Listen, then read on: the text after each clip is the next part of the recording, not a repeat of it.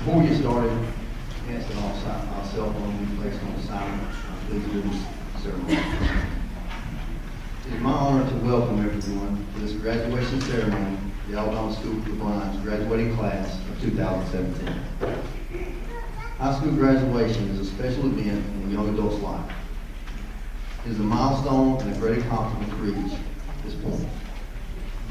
Seniors, on behalf of ASB staff and AIDB administration, I would like to say congratulations to you for staying the course, setting goals, and reaching them, and for representing yourself, your family, and your school with great character. I would like to take just a second to recognize some of our special guests we have here tonight. President of the Alabama Institute for the Deaf and Blind, Dr. John Massia, and First Lady Nancy Massia. Vice President Ms. Vera Hendricks, Brody Kroll, AIDB Board of Trustees, Mr. Clarence Haynes, Chairman, Mr. Ronnie Garrett, his wife Joan, Mr. Chip Dobbs, Mr. Jackie Smith and his wife Doris, ASB alumni members, ASB faculty and staff, and administrators and staff members from all other AIDB departments. And before we proceed with the ceremony, I would like the graduating class to know that graduating from high school signifies the closing of a chapter in one's life. It represents the end of an era, the completion of childhood. And while you look ahead with anticipation to the next step in your life, know that a new chapter of your life has just begun.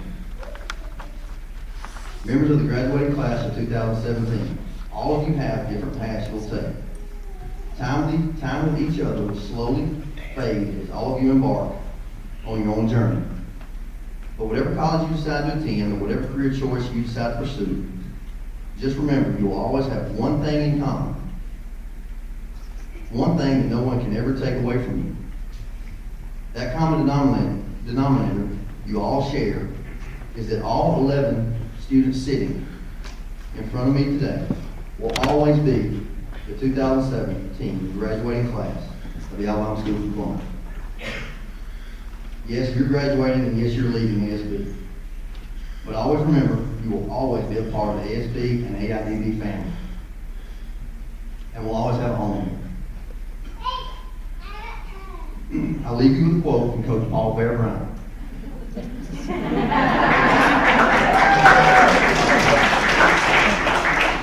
Never quit. It is the easiest cop-out in the world. Set a goal and don't quit until you attain it. When you attain it, set another goal. And don't quit until you reach it. Never quit. At this time, I would like to have our senior address from our class valedictorian, Ms. Cynthia Tilley.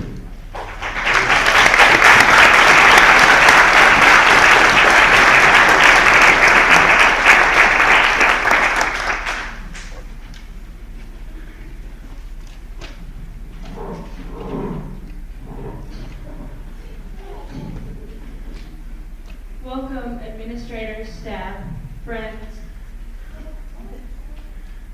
and others. So thank you for attending our graduation. If there was one quote that could sum up my class, it would be, from time to time, there arise among humans people who seem to exude love as naturally as the sun gives out heat.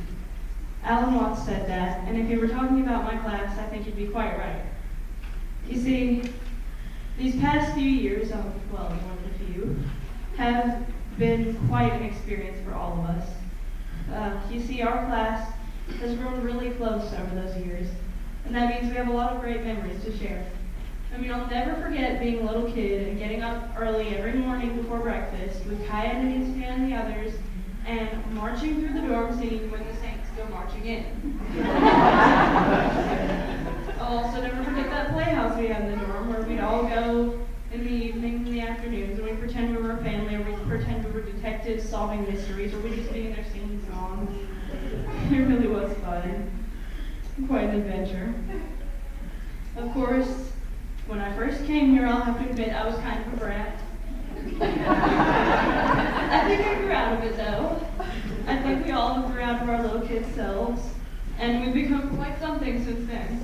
Now when I say quite something, I don't mean anything bad. I mean we've become almost like a family. We take care of each other. That's what we've always done. And it's going to be really weird seeing them go, but this currently isn't about us going. I mean, it will be a bit later, but for now, let's just talk about what happened while we were here. Think of your family. You have a lot of inside jokes, things you laugh at, memories that nobody but you will understand on down the road, and we're a lot like that. I mean, sure, we've got a lot of schoolwork, and it seems like it's all we think or talk about, but we've also got little things, like when we went to Sea Lab and we were all playing with the snails and the hermit crabs. I tried to keep one. Or like when Curtis, TJ, and I went to Close Up this year in DC. That's a long story though. It was really fun, I'll tell you that much. But we've also got things like every time we've ever helped each other out with work or pulled each other up when we felt like we were just going under with everything we had going on. We've always been here for each other. We have this family that we formed out of all these little friendships that formed over the years and just got closer and closer as those years went on. We're here a lot, and we kind of made this our own little world. We made our own home here out of a bunch of people who were never really at home. And we made this home with the staff and the students and with others in different grades that I'm sure we'll all be missing when we go. And I mean, leaving ASB is going to be a lot like leaving your actual house when you go off to wherever it is you're going to go after.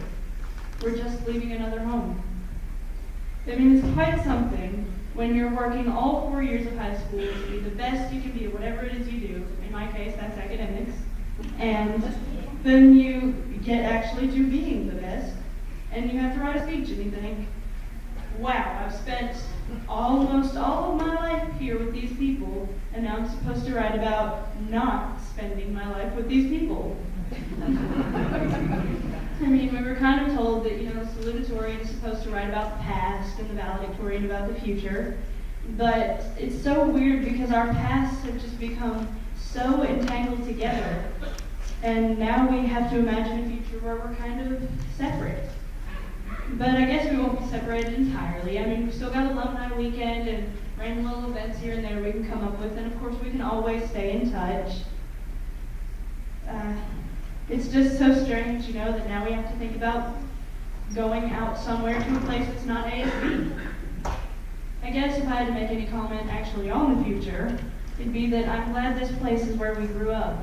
That's just it. We've grown up now. Well, most of us. And now it's time for us to move on. It's going to be weird not seeing you guys every day, of course, but I think it's a welcome change for all of us. It's going to be the future, and we have to take that step at some point. If I could comment for the whole senior class, I can't, but if I could, I would, and I'd say I'm really glad you guys were the ones I grew up with. I'm really glad that these staff are the ones who helped us build our future, who gave us all those little stepping stones and building blocks to help us become the successful people I know we're going to be. I know my senior class well. I know that we don't give up, that we take care of each other, that we're here for each other and we're loyal, and that when we have some kind of injustice going on, we do not let it fly. So, to my class, I know you're ready, all of you, and I'm really proud of you for making it this far. So here's to the future, to 2017, and most importantly, here's to us. Congratulations, everyone.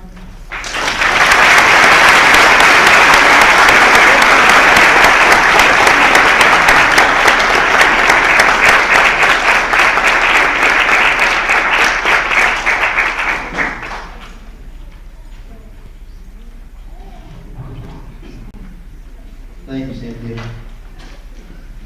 That was a magnificent. Thank you.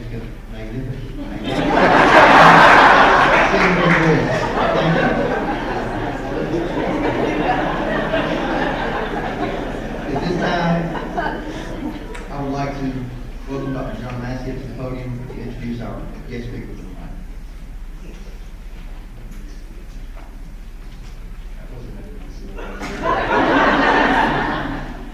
Before I start my formal remarks and introducing our special speaker today, I just want to tell this senior class, as a group, you guys are wonderful, and as individuals, you are too. And I just want you to know that I personally have such great respect for each and every one of you. I can't wait to see what you do in the future. I know it's going to be something really, really special.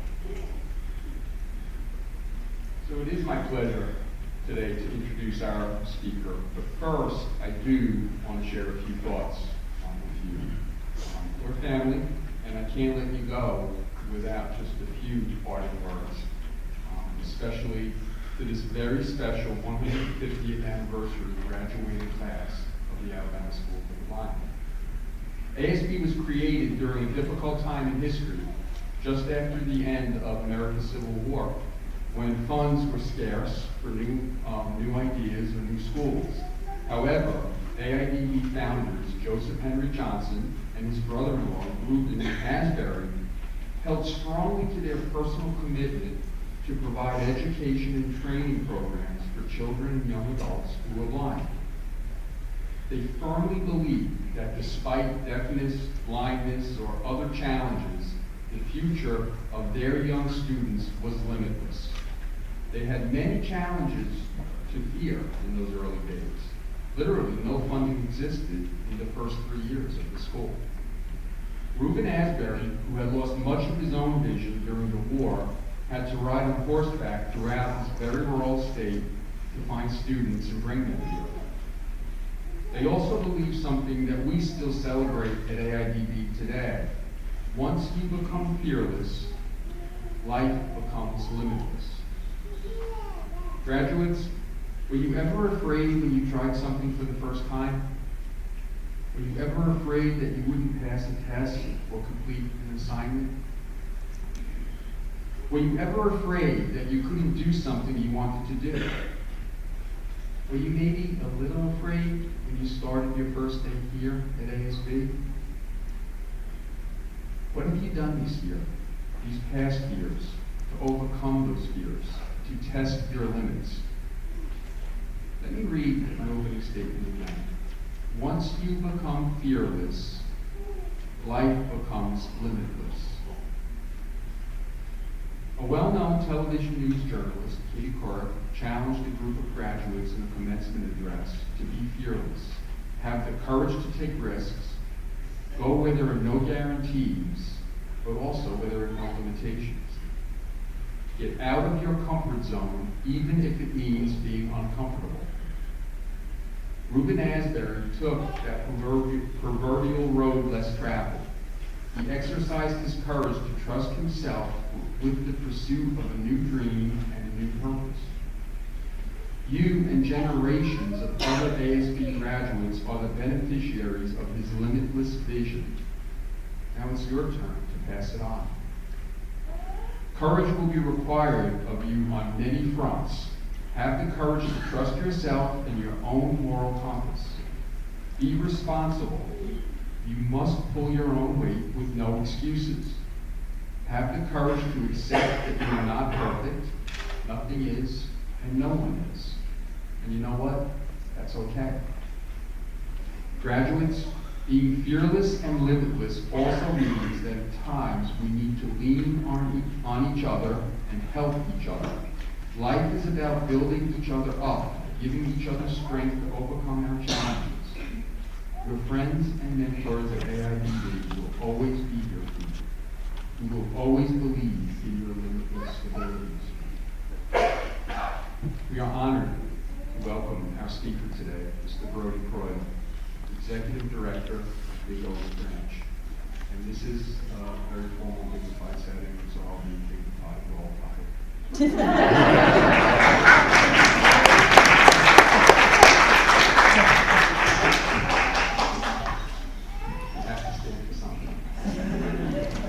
Brody is the second generation heading up the Big Oak Ranch, a Christian home for children who have been orphaned, abused, neglected, or abandoned. He attended high school at Westbrook Christian School in Rainbow City and became a super prep All-American selection in football. When he graduated, he held the Alabama state records for career passing yards with 9,323 and career touchdowns with 105. Brody is a former Crimson Tide and NFL quarterback, playing with the Kansas City Chiefs and the Arizona Cardinals. During his time at Alabama, he led his team to a 10-win season in 2005 and became Alabama's all-time leading passer in 2006. He is now third behind A.J. McCarron and John Parker Wilson. Please join me in welcoming a man who believes in his life's work to change a generation for the better, Mr. Brody Croyle.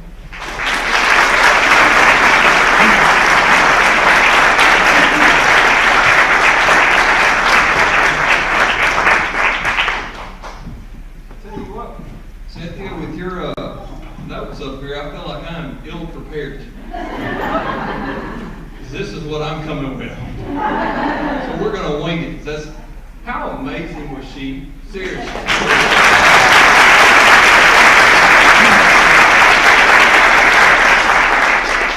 That was absolutely amazing. It's not easy being 17 and 18 years old and getting up here in front of all these people. But you did a great, great job. You did that despite the leadership of your teachers. Because I was honored enough, I got to go back there and I got to meet these awesome graduates. And one of them was like, so you played at Alabama? And I said, yeah, I played at Alabama. And they all started cheering. I was like, man, we got a Christian group here. This is awesome. Well, then the teachers spoke up. And I now realize that y'all all sent your kids here so they can minister to these people. So that is awesome and very ministry-minded by all of you to try and help these people see the light. I know what our red dresses up here believe in. How many Alabama fans do we have in here?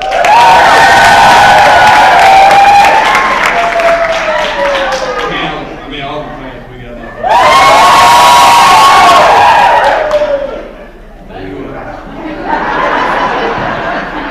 Y'all people are the just definition of faith.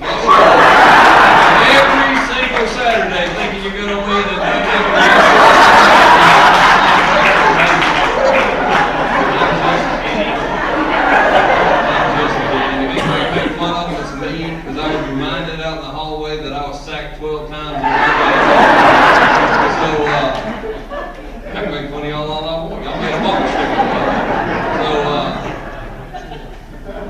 Anyway, move right along. Seriously, thank y'all for having me. I truly am honored to be here. When I was in high school, I used to play, and it was always a just hard-fought, painful game because y'all hit hard, and I'm not big.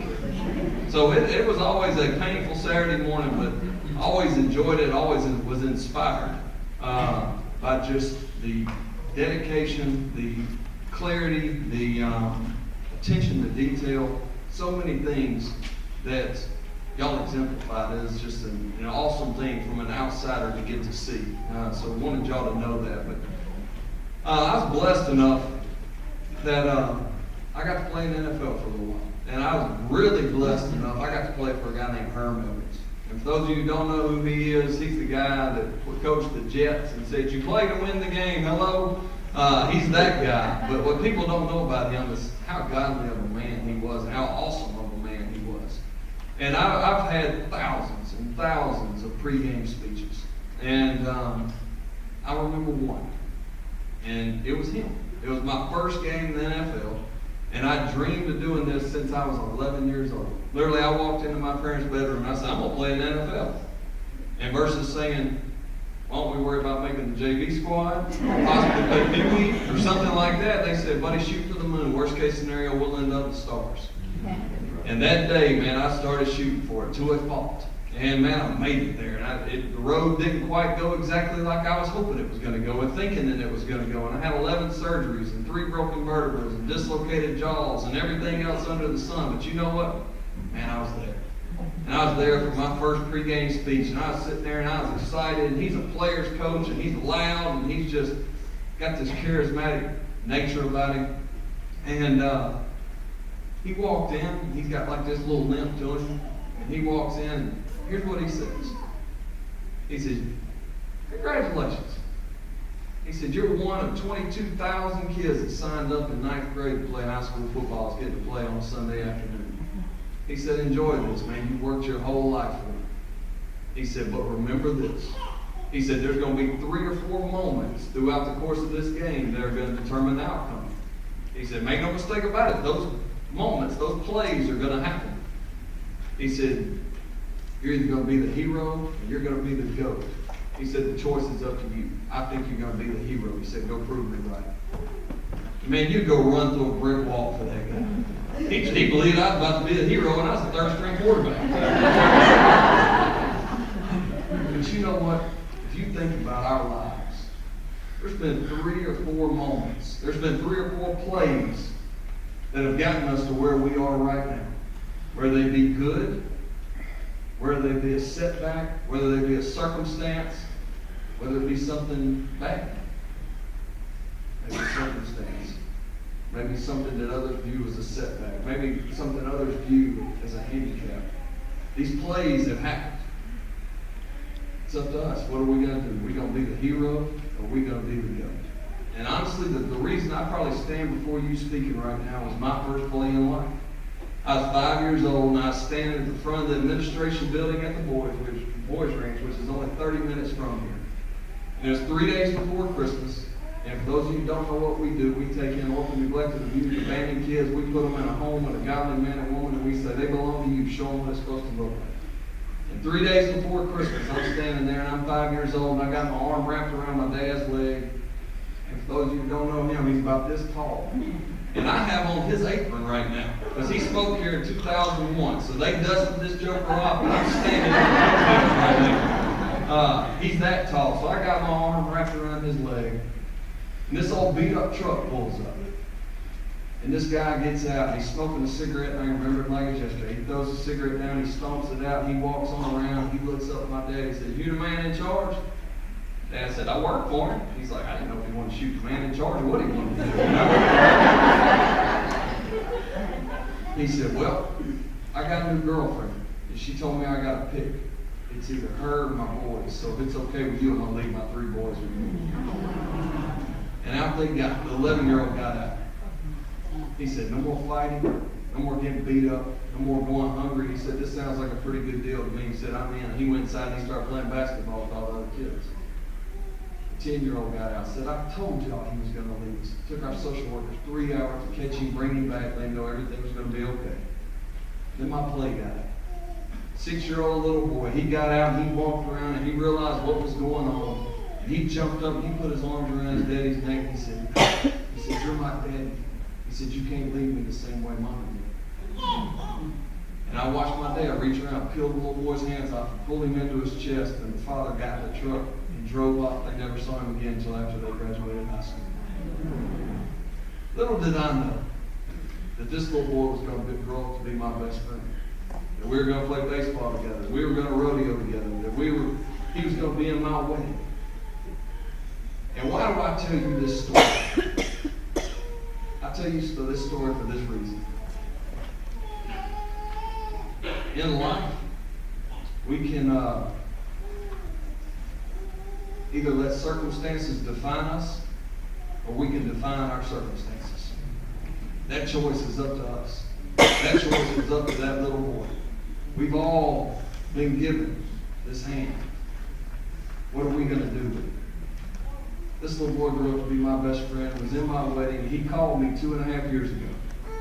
And he said, what you doing? I said, man, I'm sitting in the office. What you got going on? He said, I want you to be in my wedding. I said, man, I'd be honored to. I said, tell me about it. He said, Brody, she's the godliest woman I ever met. I said, all right. He said, first date we ever went on, she went, you love Jesus? He went, well, yeah. She said, well, we can work anything out. And she's my best friend, and I just want you to be a part of it. And he said, I want you to be a part of it too. I said, man, I would be honored to. And we went on talking about different things. And you know what? This is a great accomplishment tonight. You're graduating.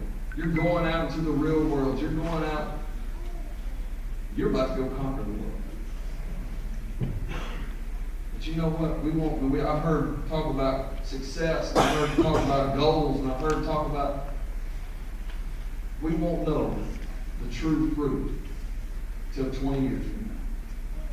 20 years from now, Mom and Dad will realize we packed the bag enough for them to go out and conquer the world. Teachers, administrators, will know in 20 years if we could pack enough for these to go out and conquer the world. We set them up right now, but deep down, what's in there? And this guy, he said, after we got through talking towards the end of it, he said, Brody, can I tell you something? I said, yeah, man. He said, 27 years ago, my dad pulled into a stranger's driveway. He said, I met this really tall man. He said, he made me 4 promises. I can't really remember what they were. He said, but then I walked inside, and he said, and I met my real mom and dad.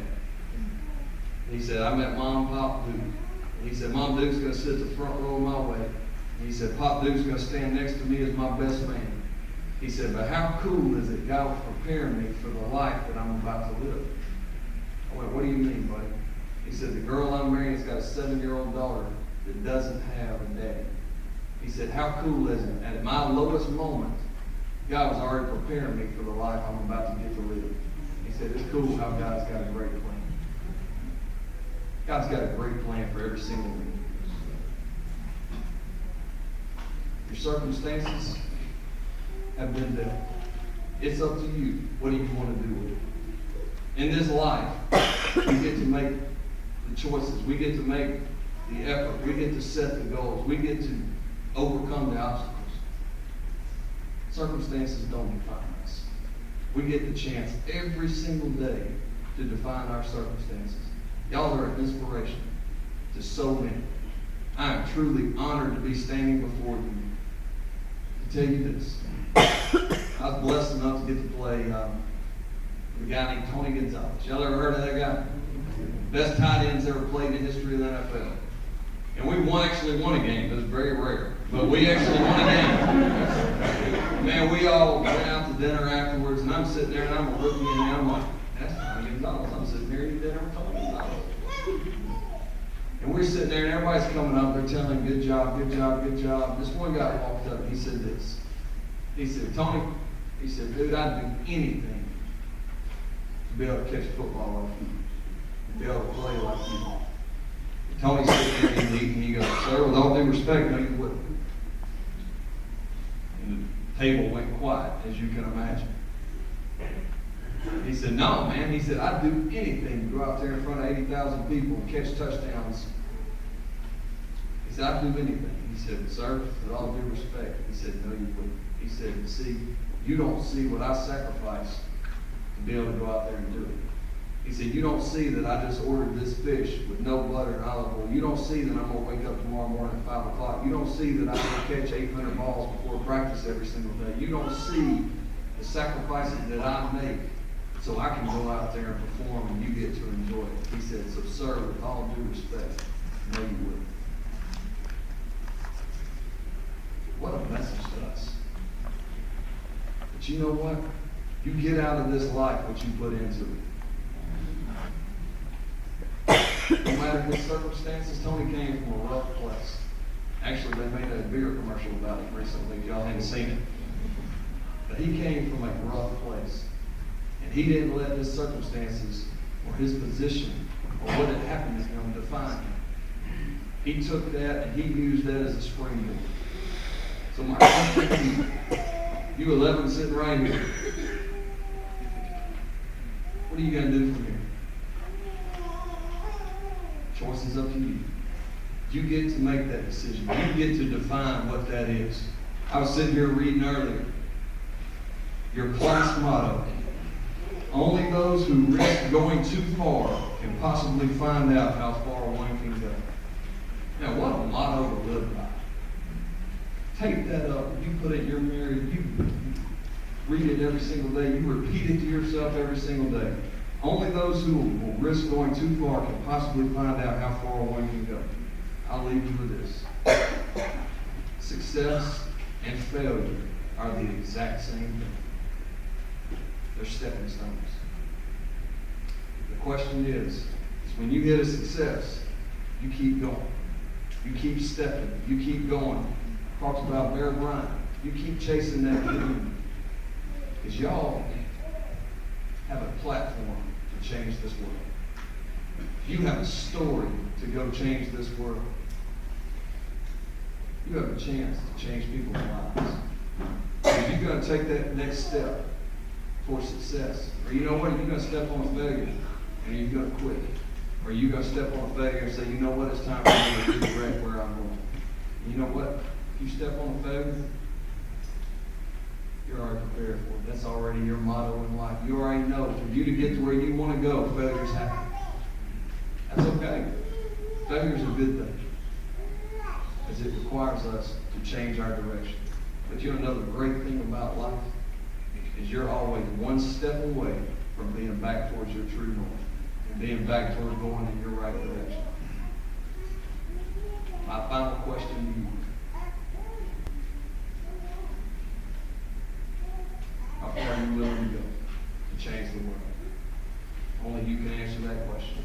I look forward to seeing each and every one of you taking that pedestal, taking that platform, taking this opportunity, and using a circumstance, and you go get to change the world. I'm blessed, humbled, honored to get to sit here and share with you. I can't tell you how much y'all mean to me, how much you mean to the people in this room, and the inspiration that you are. I'm blessed, humbled, and honored that I was blessed that I've had this opportunity to come and talk with you. Parents, congratulations. You've done a good job. Can't wait to see what your children do in the future. Y'all have a great night.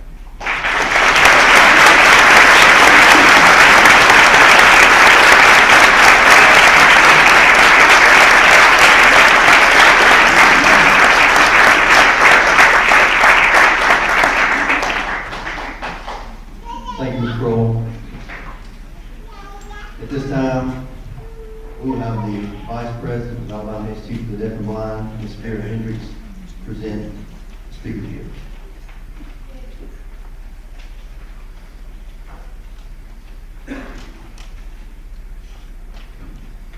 On behalf of AIDB and the Alabama School for the Blind class of 2017, we would like to give you this print of our administrative building and hall, built in 1858, and it reads, to J. Brody Kroll, in appreciation, commencement speaker, Alabama School for the Blind, May 25th, 2017.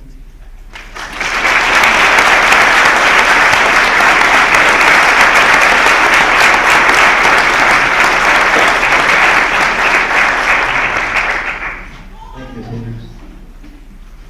At this time, we will start our presentation of awards. The first award will be the AIDB Board of Trustees Graduate Award for Service and Leadership, given by Mr. Clarence Haynes.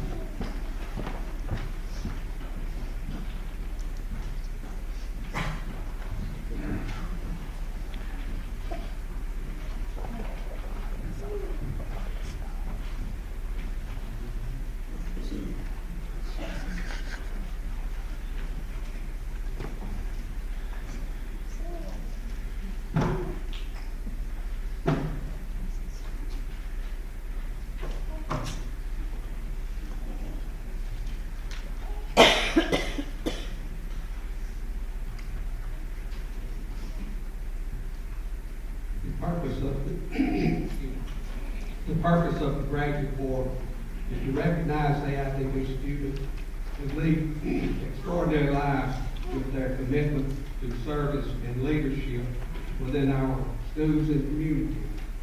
These students have been exceptional members of our campus community, exhibiting valuable leadership qualities. Their abilities and actions have shown them to be positive examples of students from the schools at AIDB.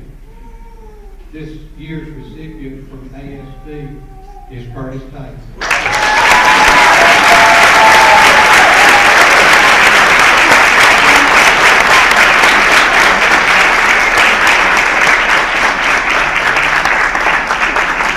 Curtis entered Alabama School for the Blind in the 5th grade.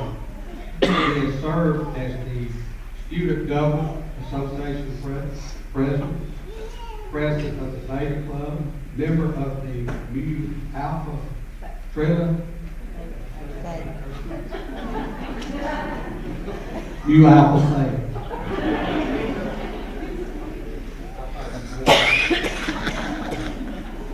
He proven that hard work, follow through, and team accomplishment has in a courteous and timely manner. He is a well-rounded individual who is polite and respectful and strives to do the best. He's a great leader to his peers, senior class leader. Cheers for others to succeed. He's respected by peers as well as ASB teachers. He's involved in many extracurricular activities at ASB, including the chorus, yearbook staff, and numerous other activities. There's no evidence to the contrary that he is a very honorable scholar. But one of his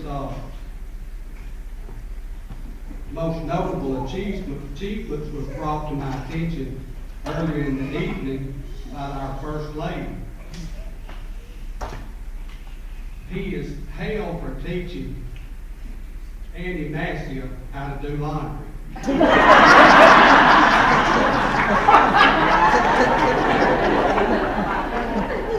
And she's going to try to keep him around to teach John.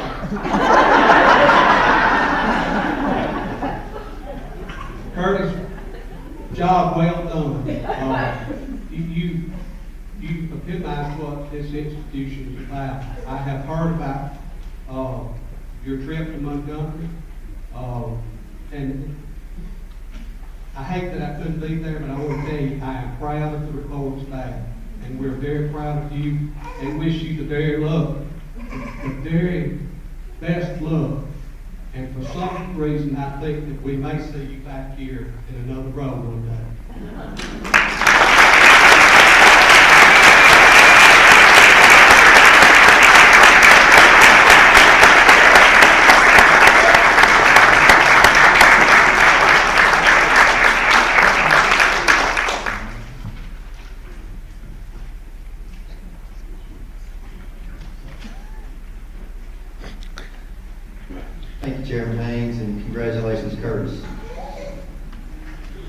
The next award will be the Jimmy Jordan Scholarship by Clare Purcell Methodist Church, given by Mr. Alan Nunn.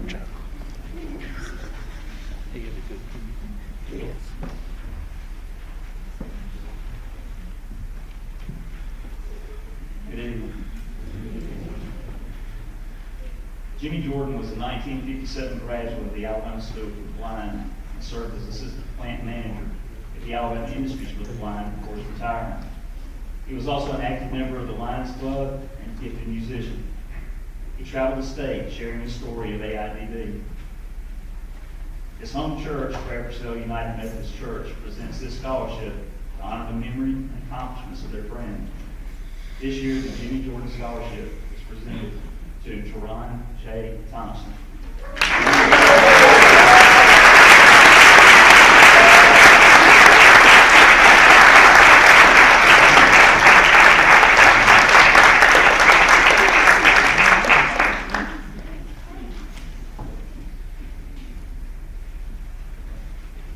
Thank you, Mr. Nunn, and congratulations, DJ.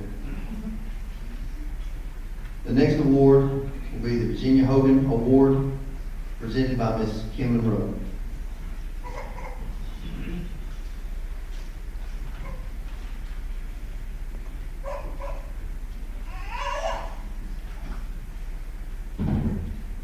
Good evening. Tonight I have the honor of presenting Virginia Hogan Award. The Alabama School for the Blind gave its first citizenship award in 1943 to recognize a student who exemplifies strong values and character. Later, Buster Hogan began presenting the award with a plaque and cash award in memory of his late wife, Virginia. The Virginia Hogan Award is given to a student that best exemplifies the spirit of Alabama School for the Blind through honesty, cooperation, helpfulness, sportsmanship, courtesy, consistent attendance, and willingness to work. The recipient is chosen by staff members who work with students in grades 9 through 12. This year, I am proud to present the Virginia Hogan Scroll to Norman Carter.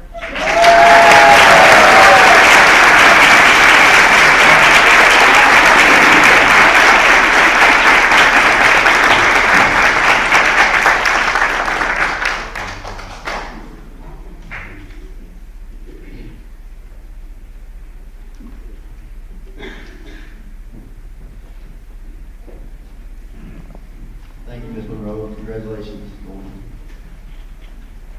The next award will be the Alabama Council of the Blind Award. Presenting this award will be Ms. Joan Garrett.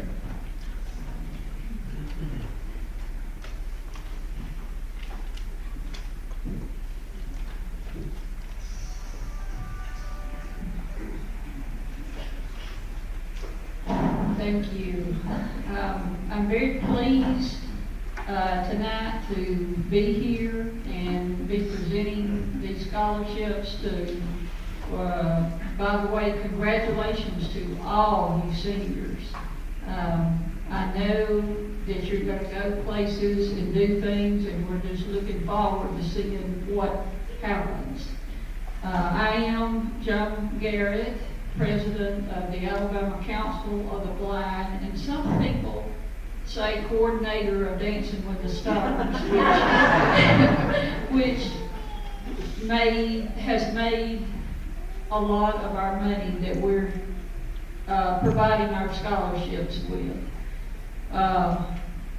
But I'm very proud I'm going to go ahead and tell you that our first scholarship, we provided 6 scholarships this year.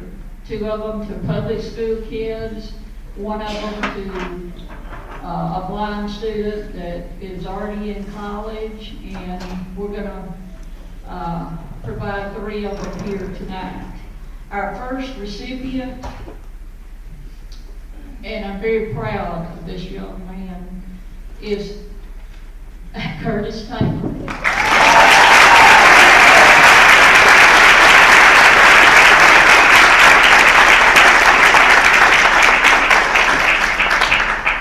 You want to come on up, Curtis? These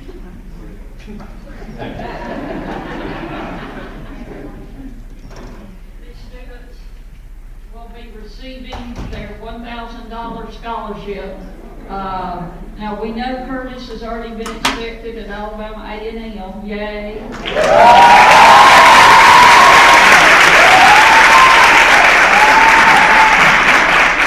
They're receiving their $1,000 scholarships when they're enrolled in class. But our second recipient is Anicia King.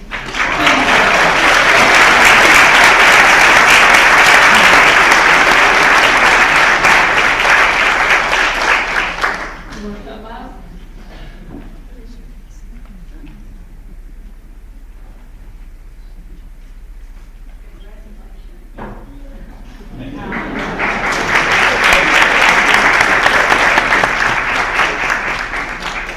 One more is, will be Kaya Long.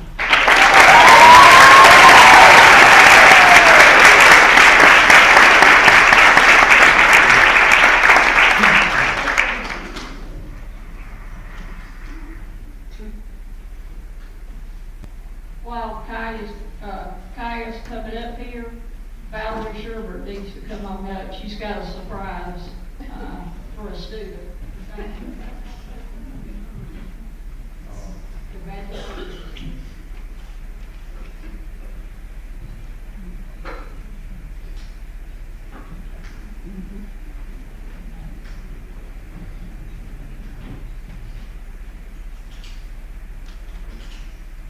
Congratulations, seniors. We have one more award to give from the Alabama Council of the Blind, and this is going to go to a very special senior that has excelled academically throughout her whole career. We know she's going to do great things. Cynthia Tillery.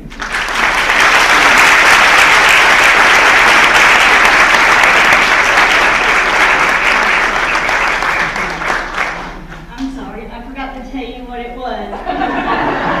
It's a MacBook Air.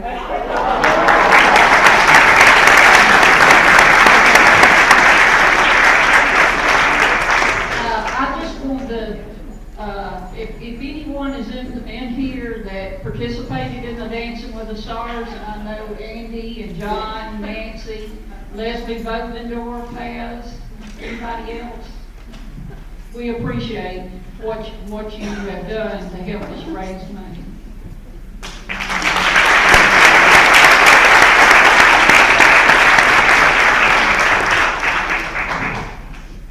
Thank you, Ms. Garrett, Ms. Sherbert, and congratulations to Curtis, Kaya, Anicia, and Cynthia.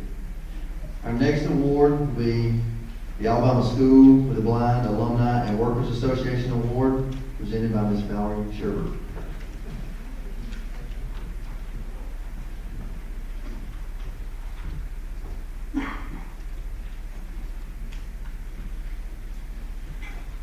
I'm honored to be here to give this award tonight. I walked across the stage 22 years ago and graduated. This is the Alumni Scholarship. It's a $1,000 scholarship, and it's going to go to the person with the highest GPA, Cynthia Tillery.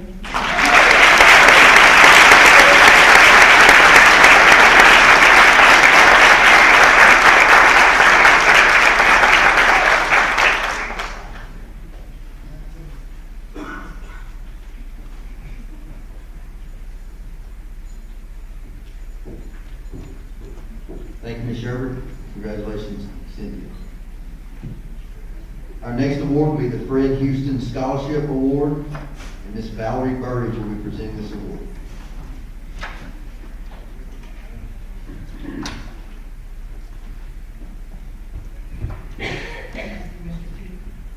Fred Houston was a longtime employee of the Alabama Institute for Deaf and Blind, serving in many roles as a coach, a teacher, and administrator. His family created the Fred Houston Endowment and in the AIDB Foundation to continue his legacy to provide scholarships for future generations of AIDB students. Today we present the Fred Houston Scholarship to two students, Anicia Kennebrew and Christian Guevara.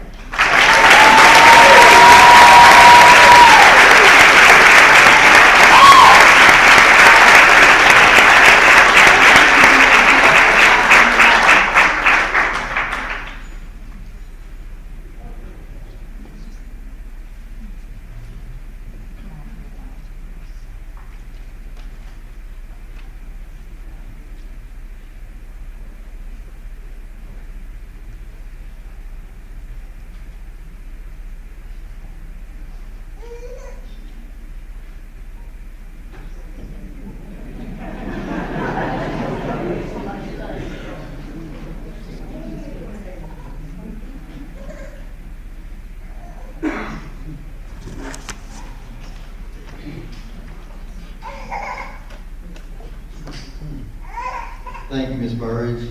Congratulations, Anicia.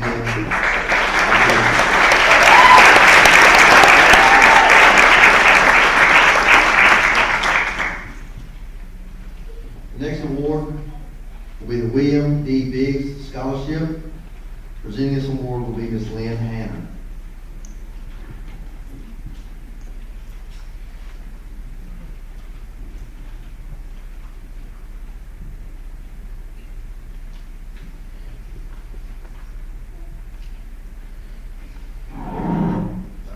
Actually, I have two scholarships, and if you don't mind, I'm gonna do the other one first. 100 years ago, there were two significant things that happened. One was the first class of diploma graduates left the Alabama School for the Blind. I think that's really significant. It makes this group really special. You're marking a 100th anniversary of the first diploma graduating class. Just think how proud the administration and the teachers must have been at AIDB at that time.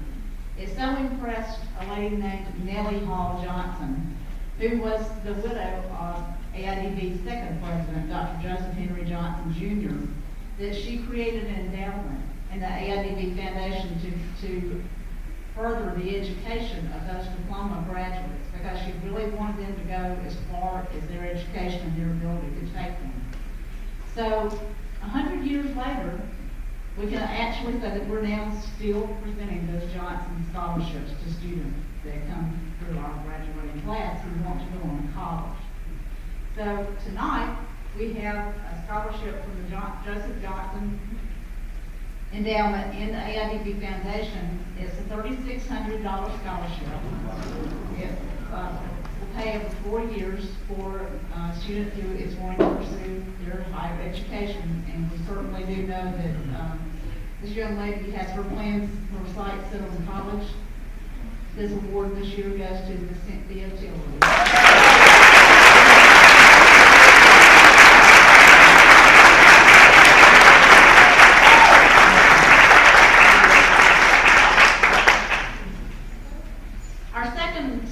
Award for the AIDB Foundation is called the William D. Biggs Scholarship. Mr. Biggs is a native of Florence, Alabama. He was on our foundation board for many years.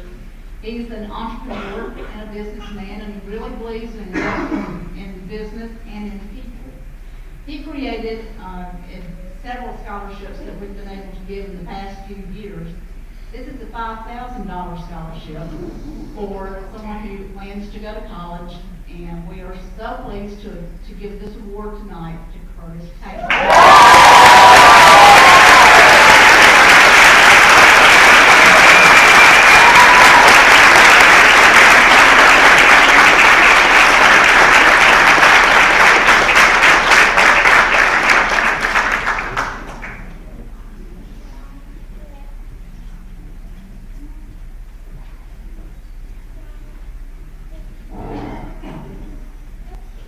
Thank you, Ms. Hanner, and congratulations, Cynthia and Curtis.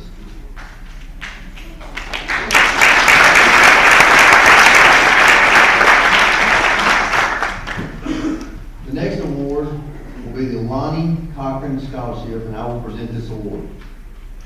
Lonnie Cochran attended the Alabama School for the Blind in the 1930s and 40s. His classmates remember him as a very smart student and a hard worker. His family remembers his commitment to encouraging people to become all that they can be, and created the Lonnie Cochran Endowment and the AIDB Foundation to provide scholarships for students at the Alabama School for the Blind who wish to pursue advanced education. Today we present the first Lonnie Cochran Scholarship to Mr. Curtis Taylor.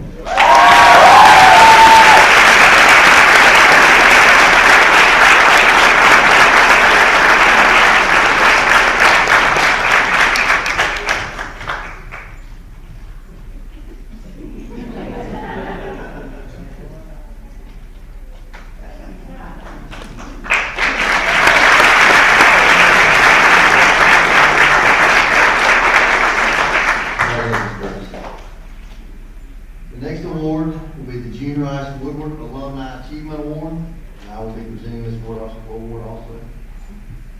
The June Rice Woodward Alumni Achievement Award is presented each year to the member of the graduating class who has maintained the highest record for scholarship, achievement, and loyalty for 4 years prior to graduation. All secondary teachers who have taught members of the senior class and school administrators selected this recipient of this award. The 2017 recipient was Curtis Taylor.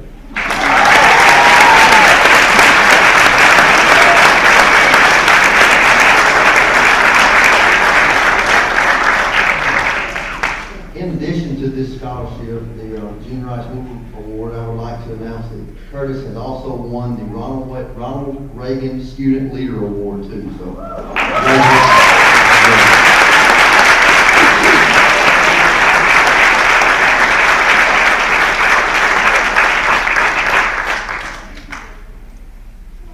and also in addition to the awards that we have previously given out, I would like to announce that Cynthia Tillery has received a presidential scholarship to the University of South Alabama.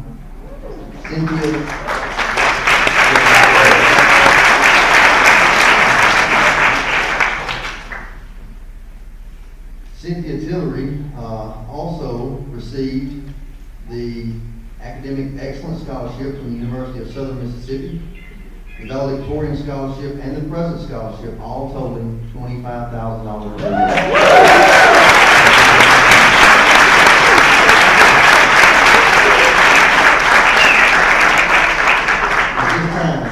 We would ask Mr. Curtis Taylor, the senior class president and salutatorian, to come up and present the senior class motto.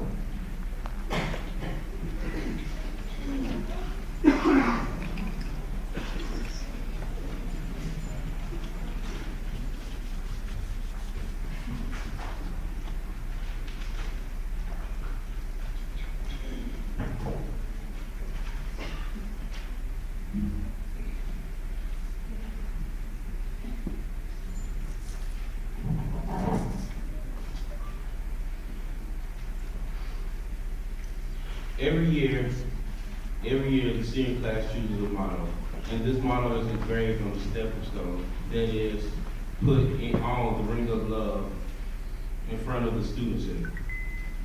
This year's 2017 senior class motto is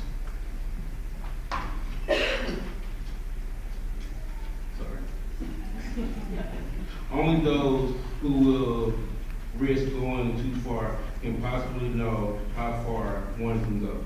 T.S. Eliot. Thank you.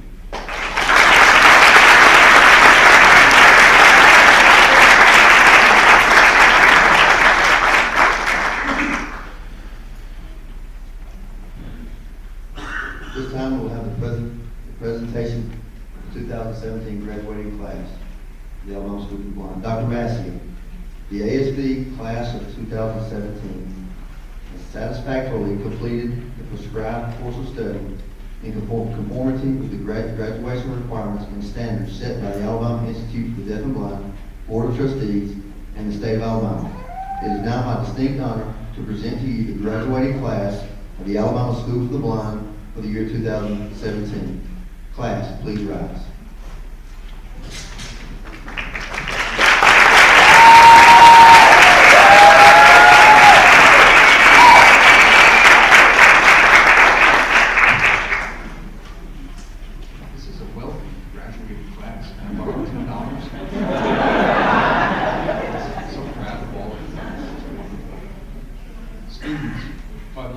Vested in me by the Board of Trustees of the Alabama Institute for Deaf and Blind, I now confer upon you the diploma of the Alabama School for the Blind and officially congratulate each of you upon your graduation. And I want to thank Mr. Keith, Ms. Hendricks, Ms. Waits, and all the faculty and staff of the Alabama School for the Blind. Congratulations.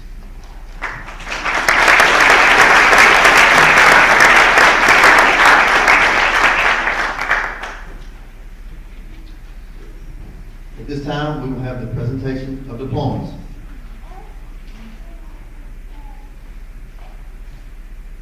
Cynthia May Tillery.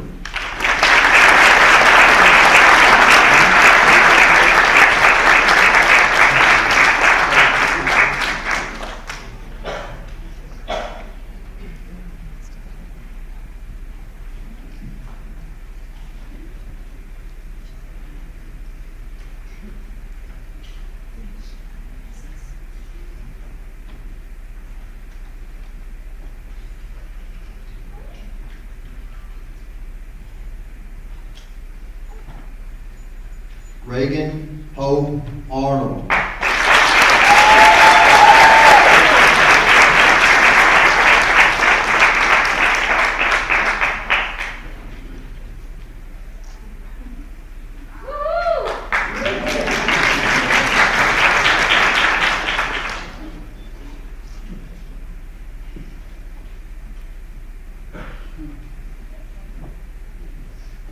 Amy Kaya Long.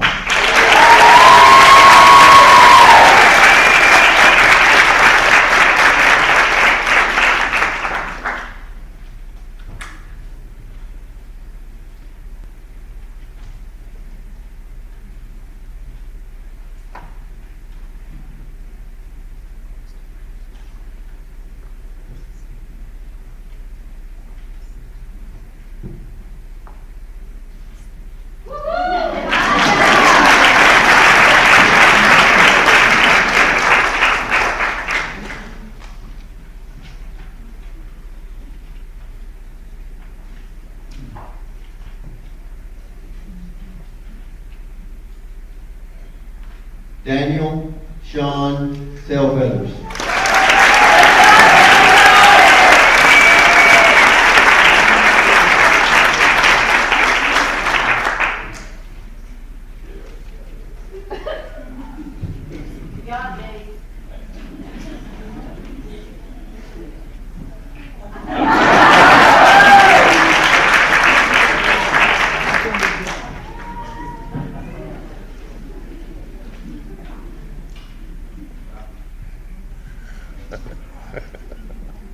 Christian Javier Guevara.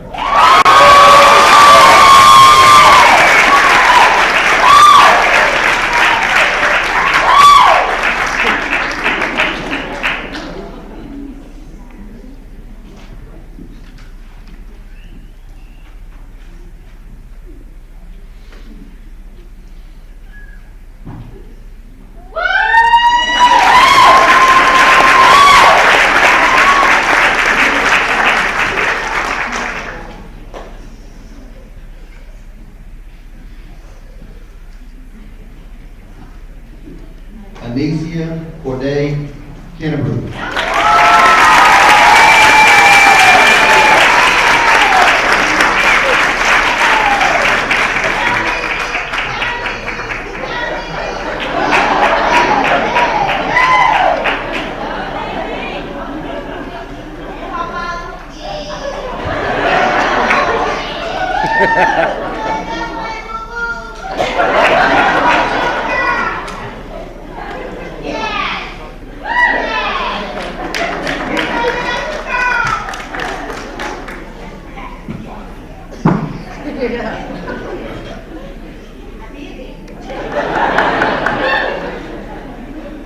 Curtis Taylor.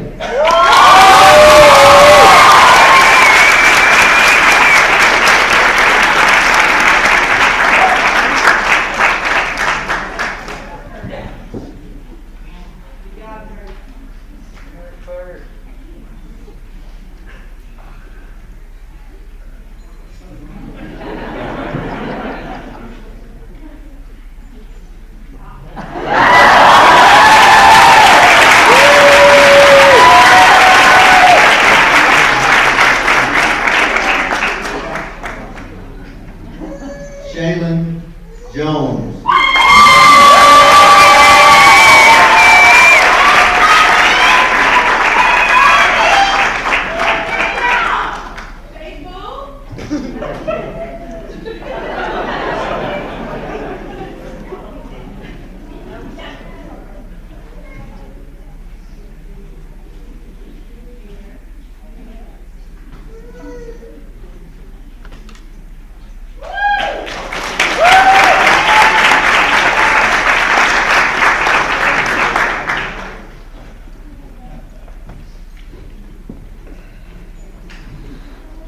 Norman Wayne Carter Jr.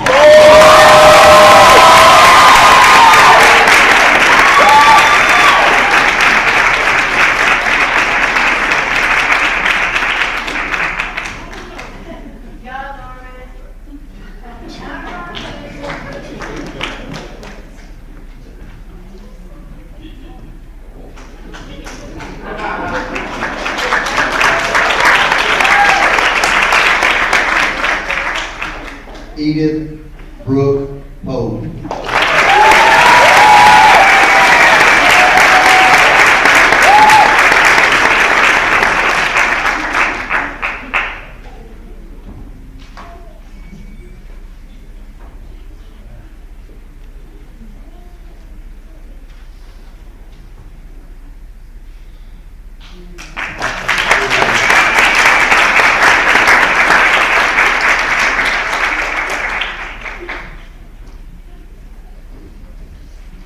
Teron Jarius Thompson.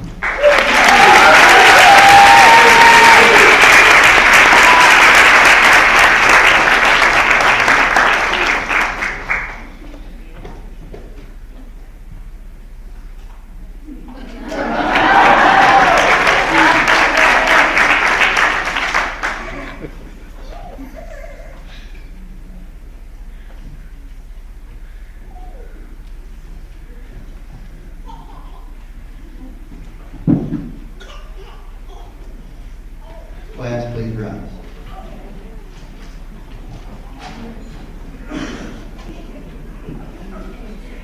As an outward and visible sign of your program completion, class, please move your tassels.